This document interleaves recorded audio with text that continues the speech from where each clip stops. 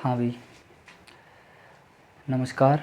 Good morning भाई सभी बच्चों को। आज हम टॉपिक करेंगे इंग्लिश लैंग्वेज के बारे में थोड़ा सा जानेंगे। उससे पहले आपको कुछ जानकारी दे दें कि जो कोरोना अभी चला हुआ है, ये बहुत ही ख़तरनाक महामारी चली हुई है। इससे बचने का सिर्फ़ एक ही उपाय है, आप नाक तक तो मास्क पहने और अनावश्यक अगर आपको कोई सर्दी खांसी जुकाम आपके परिवार या किसी जानकार को हो जाता है तो उसे बोले कि घबराने की आवश्यकता नहीं है, अपना घर पर ही इलाज कराएं, क्योंकि बेड आईसीयू और ऑक्सीजन इतनी ज़्यादा उपलब्ध नहीं है।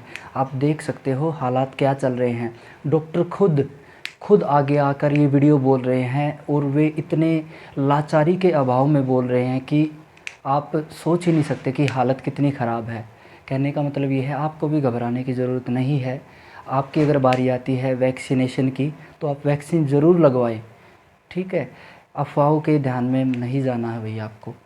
मैं किसी चीज़ का ये प्रचार करने का मेरा मकसद है नहीं, आपको एजुकेट कराने के उद्देश्य से ये सब बातें बोल रहा हूँ। तो आप घर पर रहिए, आपकी ड्यूटी है।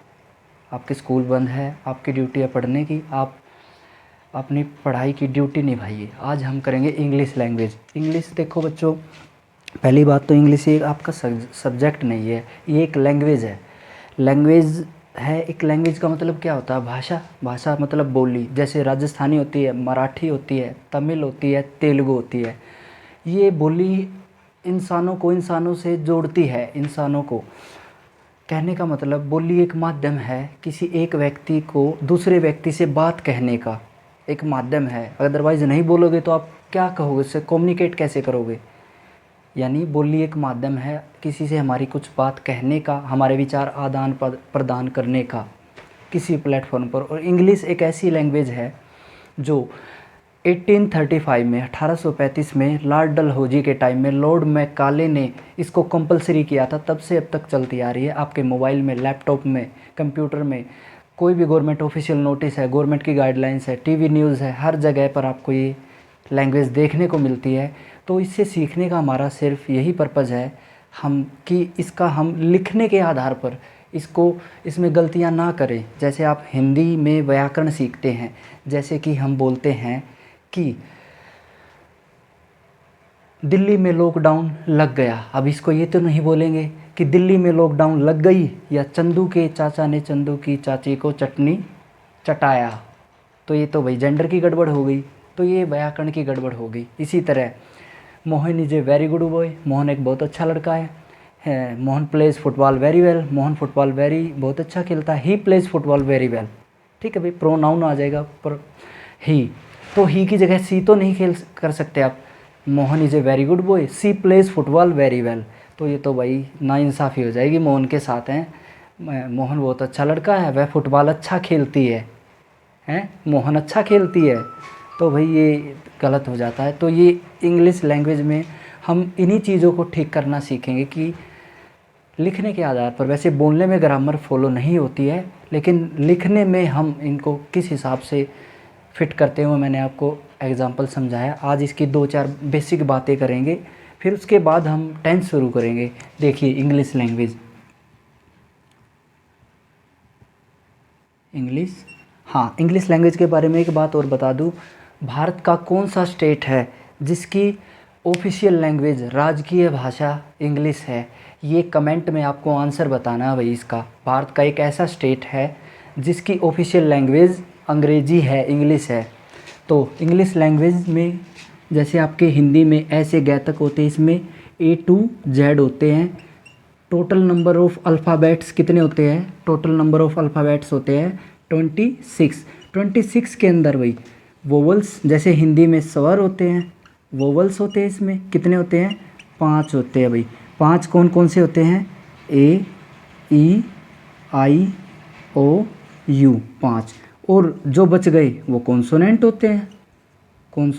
भाई कॉन्सोनेंट्स 21 होते हैं। रिमेनिंग यानी जो बच गए, रिमेनिंग का मतलब है भाई जो बच गए। तो 26 अल्फ़ाबेट्स होते हैं, इसमें 5 स्वर होते हैं A, E, I, O, U, और जो बच गए 21 रिमेनिंग वो व्यंजन होते हैं। और इन्हीं में बड़ी ABCD को आपके बोला जाता है। बड़ी ABCD होती है ना, उसको बोला जाता है अपर केस। बड़ी ए बी सी डी है तो क्या बोलेंगे इसको, अपर केस। इसी तरह छोटी ए बी सी डी है, A B C D E, इसको क्या बोलते हैं, लोअर केस। इसे क्या बोलते हैं भाई, लोअर केस। इसी तरह से अगर इंग्लिश का कोई एक लेटर है तो इसको बोलेंगे लेटर, अक्षर, इसको क्या बोलेंगे, लेटर। अगर बहुत सारे कई सारे लेटर को जोड़ के क्या बनता है, वर्ड बनता है। जैसे APPLE, ये देखो कई सारे लेटर है, एक लेटर, दो लेटर, तीन लेटर, चार लेटर, पांच लेटर, तो ये क्या बन गया, ये बन गया वर्ड। और कई सारे वर्ड को जोड़कर, जैसे an apple is good for our health. ठीक है भाई, ये आपका क्या बन गया, ये बन गया आपका सेंटेंस। क्या बन गया भाई, सेंटेंस बन गया भाई ये। तो तीन चीज़ें बताई मैंने, लेटर, वर्ड और सेंटेंस। ठीक है, सेंटेंस एक वर्ड एक आपका मीनिंगफुल होता है, सेंटेंस आपके कई सारे वर्ड को जोड़ के बनता है। तो एक बार रिवाइज कर लेते हैं, ध्यान से देख लीजिए। इंग्लिश है, लैंग्वेज है, इसमें 26 अल्फ़ाबेट्स होते हैं। अल्फ़ाबेट्स में वॉवल्स और कॉन्सोनेंट होते हैं। वॉवल्स इसमें होते हैं 5 और कॉन्सोनेंट्स होते हैं 21। रिमेनिंग जो बच गए AEIOU को छोड़कर। और बड़ी ABCD को अपर केस कहते हैं, छोटी ABCD को लोअर केस कहते हैं। और इसमें अगर एक अकेला अक्षर है, जैसे एक अकेला लेटर है A, उसको बोलते हैं लेटर। कई सारे लेटर को जोड़कर बनता है वर्ड, जैसे Apple, man, dog, table, elephant, ऐसे करके। और मीनिंगफुल वर्ड होना चाहिए भाई, ऐसे नहीं ACDE कुछ भी बना दिया। लॉकडाउन, ये भी एक वर्ड है, तालाबंदी। और इसी तरह कई सारे वर्ड को जोड़कर बनता है आपका सेंटेंस। जैसे man is a social animal, आदमी, मनुष्य एक सामाजिक प्राणी है। तो ये थी इंग्लिश की कुछ बेसिक सी बातें, उम्मीद है आपको समझ में आई होगी। अब अगली क्लास में हम करेंगे टेंस, आपको टेंस सिखाए जाएंगे।